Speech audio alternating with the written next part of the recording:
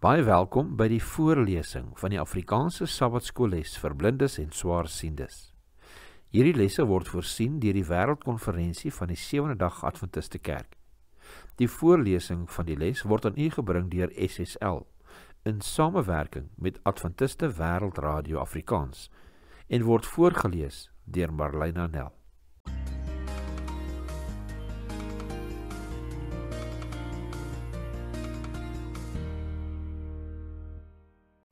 Vrydag 14 November. Kom ons open met gebed. Liewe Here, ons sê vir u baie dankie dat u ons gelei het hierdie week lank met hierdie studie. Dankie liewe Vader vir al die lesse wat ons kon leer en ons vra dat u asseblief hierdie Vrydagse studie ook vir ons mag seën. Ons vra dit in Jesus naam alleen. Amen. Vir verdere studie lees die volgende gedeelte uit Ellen G. White se geskrifte The Blessings and the Curses, bladsy 499 tot 503 in Patriarge en Profete. Ons lees nou 'n aanhaling uit Ellen G. White, Patriarge en Profete, bladsy 500. In ooreenstemming met Moses se voorskrifte sien Josua toe dat die volk groot klippe neem en 'n monument op Ebelberg oprig. Op hierdie klippe, wat eers met kalk afgewit was, soos Moses dit in die verlede beveel het, Deuteronomium 27 vers 4, word die wet toegeskryf. Nie net die 10 gebooie wat God op Sinaï afgekondig en op kliptafels geskryf het nie, maar ook die voorskrifte wat hy destyds aan Moses deurgegee en wat Moses toe geboekstaaf het. Langs hierdie monument is 'n altaar van ongekapte klip opgerig, waarop 'n brand- en maaltydoffer aan die Here gebring is. Besonder betekenisvol is die feit dat hierdie altaar op Ebal opgerig is, die berg waarop die seën afgekondig is. Deuteronomium 11 vers 29 lees: As dan die Here jou God jou inbring in die land waarin jy gaan om dit in besit te neem, moet jy die seën op die berg Gerizim lê en die vloek op die berg Ebal. Waarop dui dit?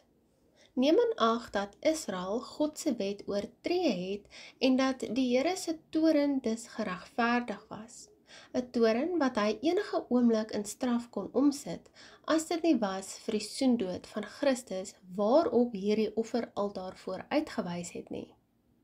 Ellen G. White, Patriarge en Profete, bladsy 500.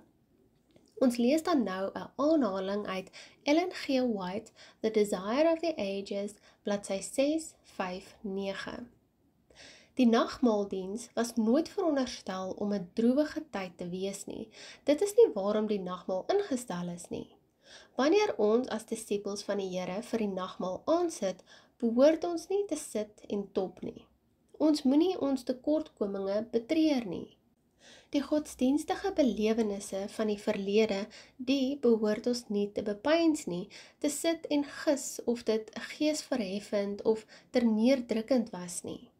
Ons behoort nie die spreekwoordelike ou koeie daar uit die sloot te grawe nie. Die voorbereidingswerk wat ons in aanloop tot die nagmaal doen, dek al hierdie dinge.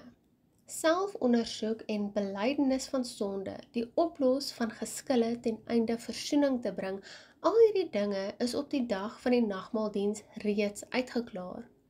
Die doel van daardie byeenkoms is samesyn met Christus. As disippels behoort ons nie in die skadu van die kruis te staan nie, maar liewer in die reddende lig wat dit bring. In die stralende lig van Christus, die seën van geregtigheid, behoort ons wese te baai. Ellen G. White, The Desire of Ages, bladsy 659. Vraag vir bespreking. Vraag nommer 1. Wat beteken dit jou insiens om eers na die koninkryk van God te soek? Hoe vorm daardie beginsel jou daaglikse handel en wandel? Vraag nommer 2.